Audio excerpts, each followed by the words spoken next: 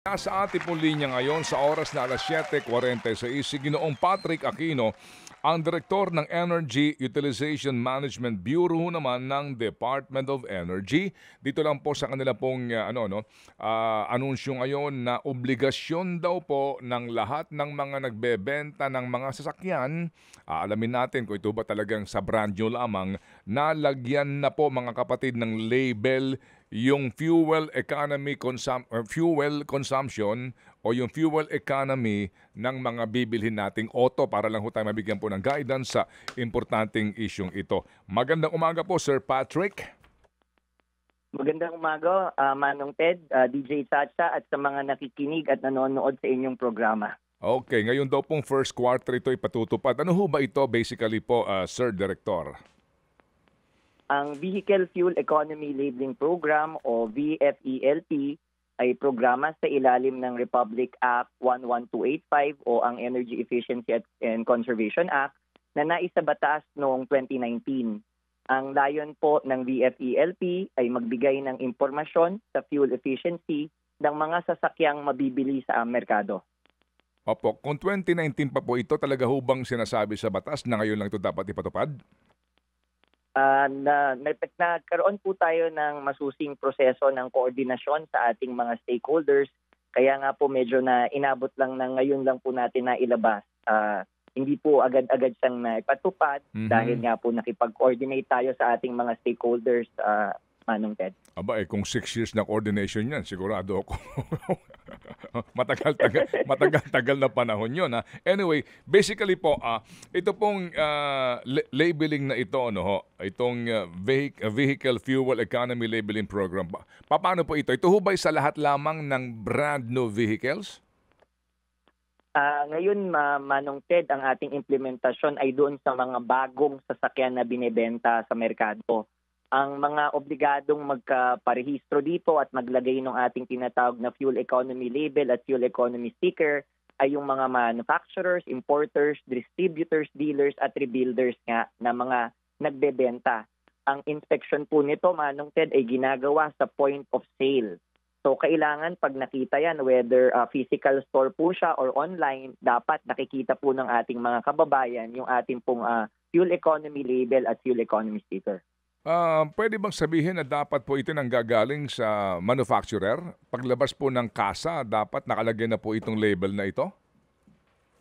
Ang atin pong koordinasyon nung ginagawa po at binabalangkas natin yung mga regulasyon, ang i-inspectionin po ng ating DOE at yung atin pong mga partners pag nagsimula po yung ating enforcement activities sa point of sale, Manong Ted. So ibig pong sabihin nito, doon lang natin titignan yon kung nandun yung label. Ngayon, naglabas rin po kami ng mga obligasyon kung sino, pag nagkataon na nag-enforce nga tayo, wala yung label, sino po yung mananagot. So again, point of sale, kumbaga, dito po sa mga distributor na, sa mga showroom, dapat na andun na po itong mga label stickers na ito. Tama po yun, Manong Ted. Pero gaya nga po ng sinabi ko, kanya-kanya po yan, depende sa manufacturer, dun sa nag-import, kung paano niya po i-enforce. Kaya kami, ang ginawa namin, nag-coordinate kami, pinaliwanag po ng ating DOE na ang titignan natin, dapat pag nasa bentahan na, nasa merkado, meron dapat label. Okay, ito hubang point of sale na binabanggit po ninyo na dapat na andoon po itong mga stickers na ito. May specific ho ba ito? Kung saan nakalagay yung sticker, gaano kalaki yung sticker, ano yung nakalagay sa sticker? Tama po yan, Manong Ted. Yung atin pong dimensions, nakalagay na po ito dun sa ating na ipalabas na implementing guideline. Yung sukat po niya, kung matatandaan ko po, parang malaki lang po ng konti sa index card. Tapos yung atin pong sticker ay mabilog po siya na siguro 1/8 naman po ng actual size ng ating index card.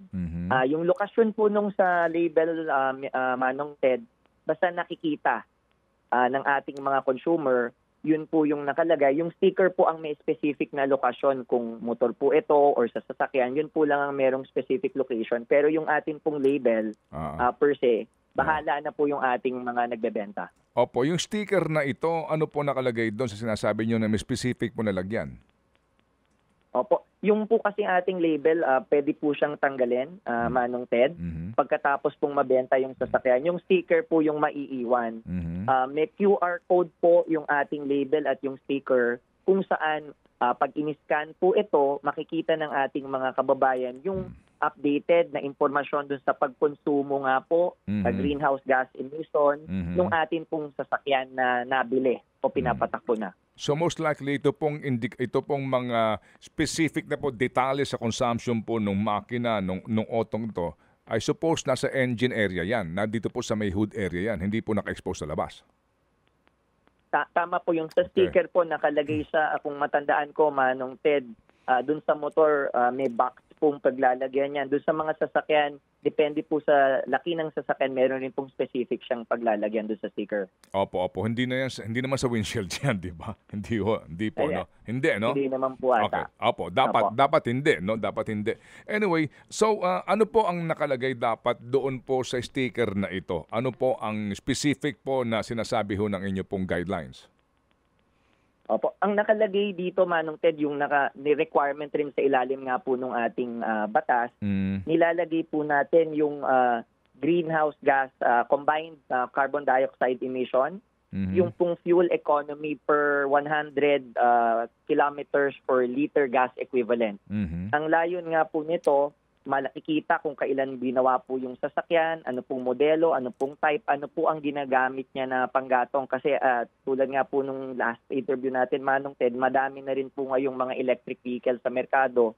So yun po, makakapagkumpara na ang ating mga kababayan kung ano ba ang efficiency nitong internal combustion engine at nitong electric vehicle. Kasi isa lang po ang unit of measurement natin, kilometer of liter gasoline equivalent na po. Oo. So nakalagay doon kung ang gaano kalakas o katipid ito sa gasolina or diesel at yung kanyang mapamuksang emisyon, no, na nanggagaling sa tambutso. Yun po iyon.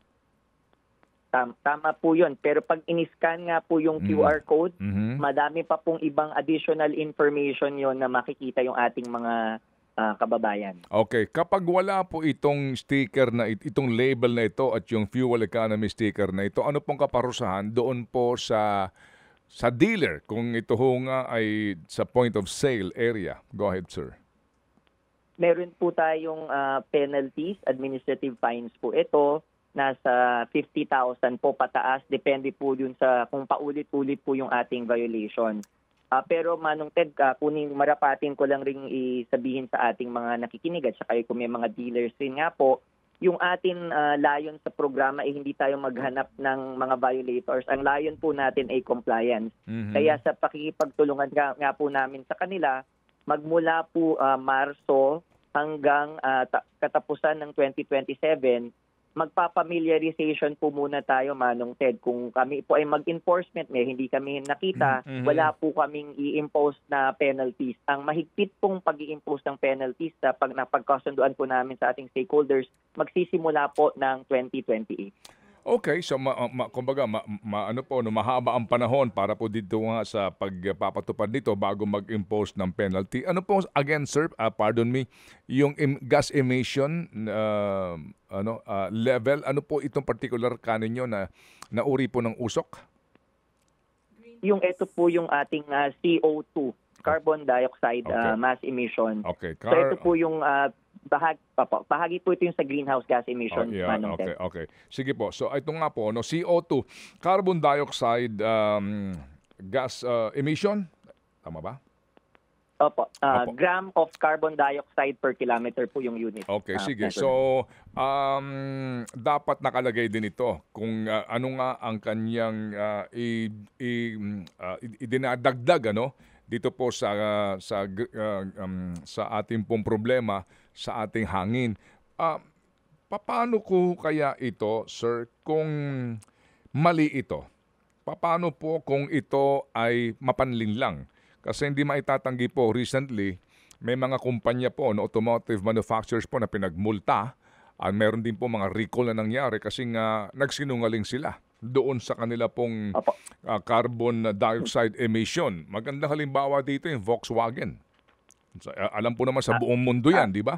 Kung gaano kalaki po ang kanilang binayarang multa at yung recall na kanilang ginawa dahil nga sa hindi nagsabi ng totoo yung manufacturer doon talaga sa kanyang contribution sa ating pong sa ating problema sa pollution. Opo. Yung atin pong pagsimula nga po noong 2028 kasi meron po rin tayong ilalabas na mga regulasyon naman pagdating naman dun sa atin pong sampling at testing. Magkakaroon po ng assessment yung sasakyan kung yung dineklara nga po nung ating mga manufacturers at yung nag-import ay totoo. Magsisimula po yun ng 2028. Kaya yun po yung mahalagang taon sa amin dahil yung atin pong pasilidad na gagawa nun within the country, yung po mag-ooperate yun ang target operation nyo po, Manong Ted. Ayun. So, nangangahulugan na tayo po technologically, wala pa tayong yan dito. Wala pa tayong makina para suriin yung Philippine edition nitong mga sasakyan na ito. 2028 pa, sir. Or mas mabilis, yun po ang ating tinatrabaho, Manong Ted. Kasi itong requirement po sa fuel labeling, simula pa lang po ito. Ang kasunod po nito, pagka okay na po yung labeling, maglalabas na rin po tayo ng tinatawag na fuel economy performance requirement, kung saan yung sasakyan meron pong minimum na kilometer per liter gasoline equivalent na kailangang ma-meet bago po ibenta. Sa mga appliances, Manong Ted, kung maidagdag ko lang, meron na po tayong minimum. Kaya yung atin pong mga aircon, ilaw, TV, refrigerator, just to name a few, meron na pong mga produktong hindi na po pwedeng ibenta sa bansa natin dahil hindi na nga po na-meet yung minimum energy requirement na per month. Yun po ang mangyayari 2028 beyond dito sa sasakyan din po. Ayun ang inyo pong balak dito. So specifically, hindi pwedeng ibenta dito kapag hindi ka nakapag-comply doon sa minimum na standard para doon sa consumption ng mga sasakyan. E di nangangahulugan sa panahong yon, bawal na itong mga D8 na mga muscle car. Bawal. Doon ba pupunta yan? Opo. Ang pinag-uusapan natin dito, mga bago brand new. Pero yung mga luma, bago po. Hindi naman kasama dito, di ba? Hindi po kasama yung luma, pero meron rin po kaming pinag-uusapan ng ating pong ibang ahensya ng pamahalaan kung papaano nga po mare-reflect yung nagiging contribution halimbawa ng mga sasakyang hindi na ganun ka-efficient sa pagkonsumo at saka yun sa pollution na ginagawa niya. Pero binabalangkas pa po yun, medyo mahaba pa po yun, Manong Ted, hindi pa yun mailalabas sa mga susunod pang taon.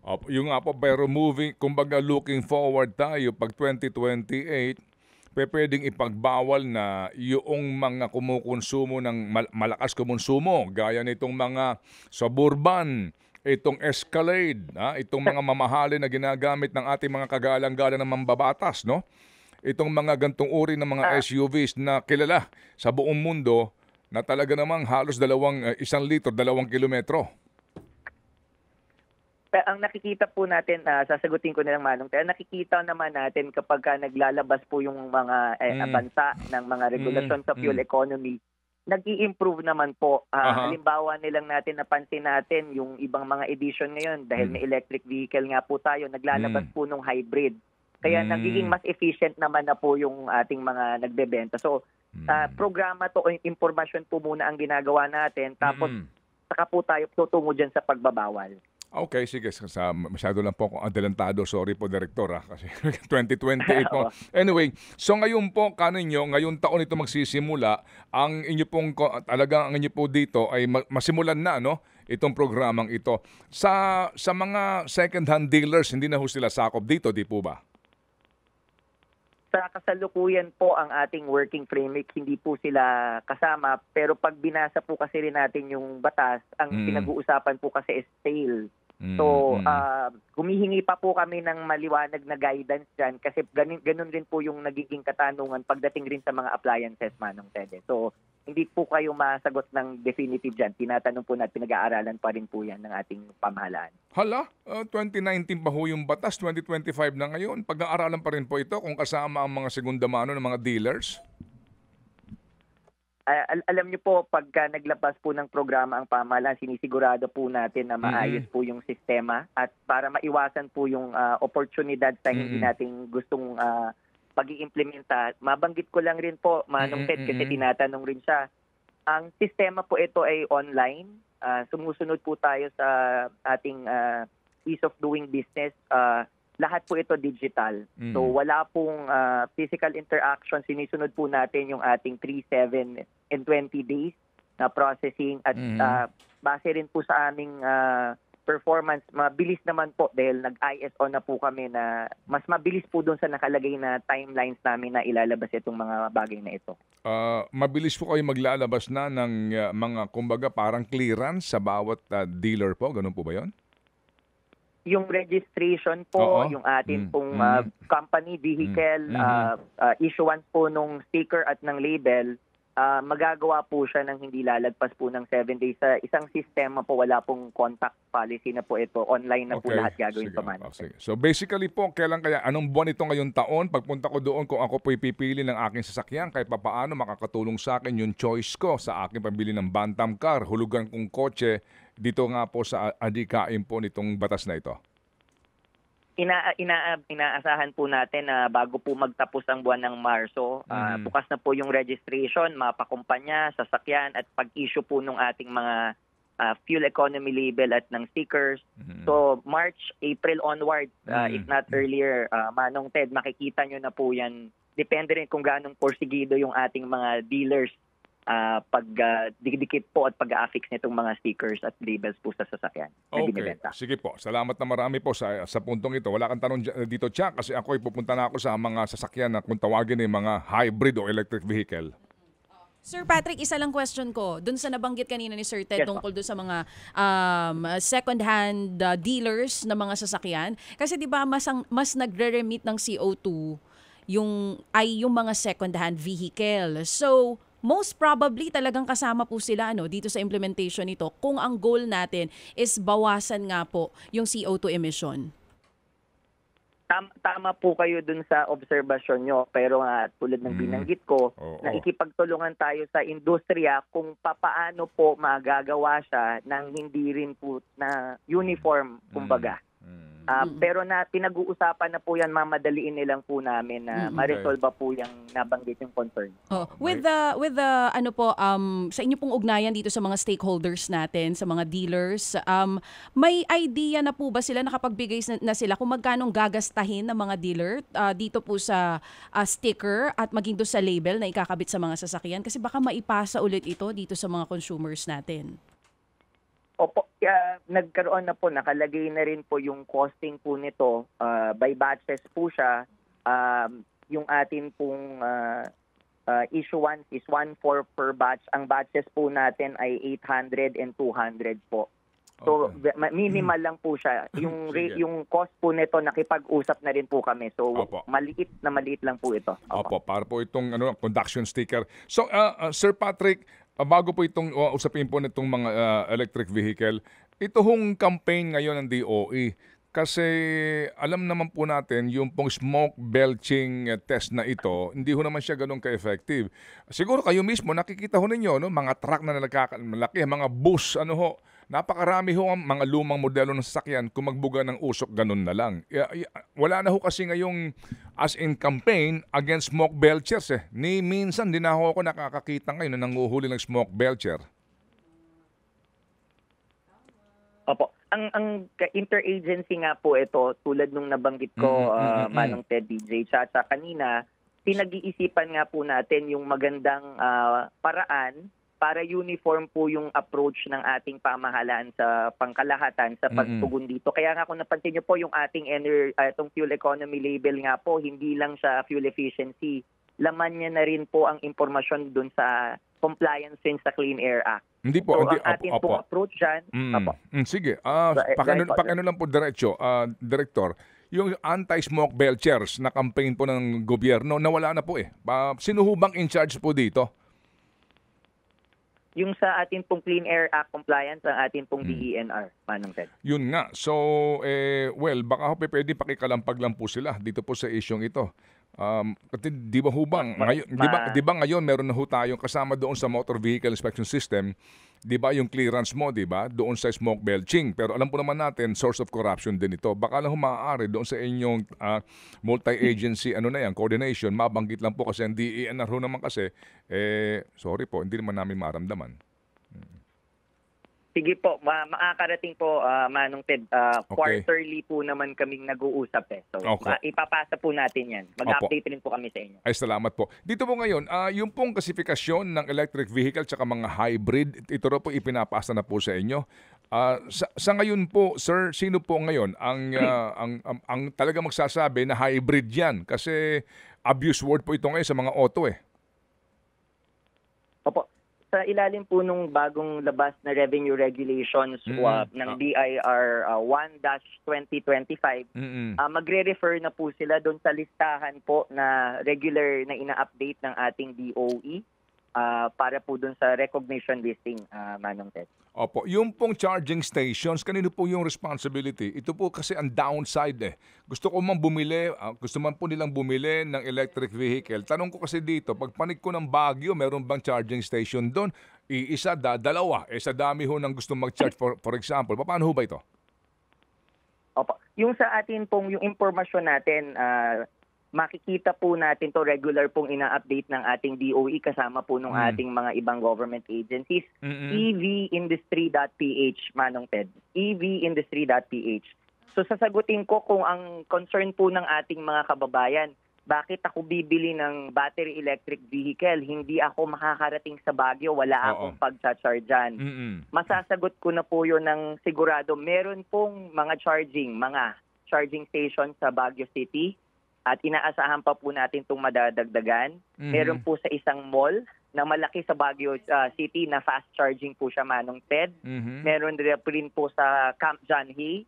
At meron ilan pa pong bukod sa Camp John Hay na mga hotel na meron na rin pong charging station. Yung pinakabago pong impormasyon kung saan po yung mga charging stations natin na nadadagdagan po siya kada linggo, kada buwan, ay nasa evindustry.ph, Manong Ted. Okay, pero wala pa po ito talaga sa mga gas stations ng mga expressway, di ba? Na sana nga po mas convenient, no? Along the way, going south, going north, or even in the provinces, na meron pong charging station. Kanino ho bang mandato yon na gumawa ng charging stations? Magtayo ng charging stations? Opo. Yung mandato, Manong Ted, ngayong taon po, tinanong na rin po yan sa atin ng ating kalihim si Secretary Lotilian itong bago matapos sa taon at saka ngayong simula lang po rin ng taon. Ang mandato po kasi ay nasa ating pribadong sektor. Subalit meron tayong targeted program na rollout na gagawin rin ng ating DOE para nga po makita ng ating mga kababayan. Pag gumamit po kayo ng South Luzon Expressway, meron na po tayong fast charging dyan. Sa isa pong gasolinahan, banggitin ko nilang yung brand kasi nandun po talaga siya. Shell po, Shell Recharge sa Mamplasan, meron po fast charging doon. Pagpunta sa NLEX naman po, merong dalawa. Meron po sa Petron, Marilao. Paglabas nyo naman po ng T-Flex, meron rin po tayo sa Shell again, Shell Recharge sa May Rosario po. Sa Subic Bay, at sa Clark, meron rin po tayo ang Uni Oil. Dito sa Metro Manila, may mga fast charging po sila. Sa Guadalupe at sa may Quezon City. And meron rin po siya ang Uni Oil sa Subic. Sa Clark po, meron po tayong mga bubuksan na fast charging. Imbitahin po siguro namin kayo, Manong Ted, kasi meron pong ilang sites. Ang goal po natin pakita sa ating mga kababayan na pwede pong magmaneho nga papunta po ng norte hanggang Pagudpud nga po ang gusto sana nating pakita at makaka-charge po at makakabalik sa Metro Manila. When you say may charging station, ilang kayang ilang kayang unit yon? Ang goal po natin, nakikipag-coordinate na rin po kami dun sa mga operators natin. Baka naman iisa, dalawa yan. Tapos, di ba? Sa kasalukuyan, Manong 8 oras ka na naghihintay. Pare ako naman! Pare kanina pa dito away, Oo nga. Hindi pa ako full charge eh. Correct. Opo. Manong Ted, yung concern po ng ating mga kababayan, nabanggit rin yan ni Undersecretary Puentebella sa atin. Yung rollout po nung update sa ating evindustry.ph, ngayong taon, siguro sana bago mag first half of the year, makikita na po dun sa EV industry kung merong nagcha-charge. So hindi ka pupunta dun sa charging location ng may nagcha-charge. Ang goal po natin bago rin matapos ang taon or first half ng next year, nakakapila na rin po kayo, Manong Ted. Pwede nyong ipila yung sasakyan nyo. So pagpunta nyo, siguradong makaka-charge kayo. Hindi kayo pupunta ng may naka-oco pa. Ay, ang problema dyan, kung patay na baterya mo. O sige po, kami po yung makikibalita po sa inyo, Director, dito po sa napaka-importanting issue ito. And we support the campaign of the government for clean environment, particularly nga po dito po sa ating po makabagong teknolohiya na hindi na gagamit pa ng petrolyo. Salamat po, sir. Maraming salamat po. Opo, salamat po, Director. Mabuhay. Thank you very much. Si Director Patrick Aquino.